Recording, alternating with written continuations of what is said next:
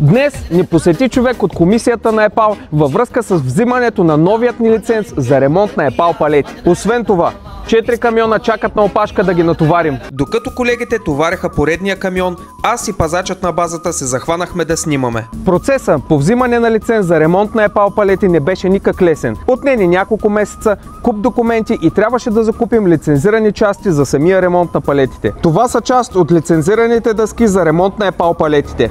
Ето и от другия вид, чисто нови са, там има още. Ето ги и трупчетата.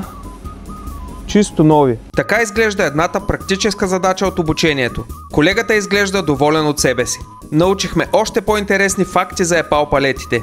Някой колега е въртял гуми с мотокара малко.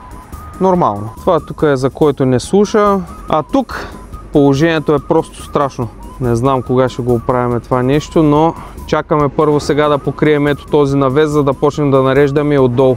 Мислихме си, че за 1-2 седмици ще успеем да сортираме и подредим цялата база, но постоянно влизат нови европалети и този куп става постоянен, така че решихме, когато европалетите пристигнат от тук, ги поставяме от дясната страна. Тук са несортираната част от палетите. След това колегите един по един ги сортират и подреждат по точки и ги поставят от лявата страна. От тук те са готови вече за излизане и за продажба.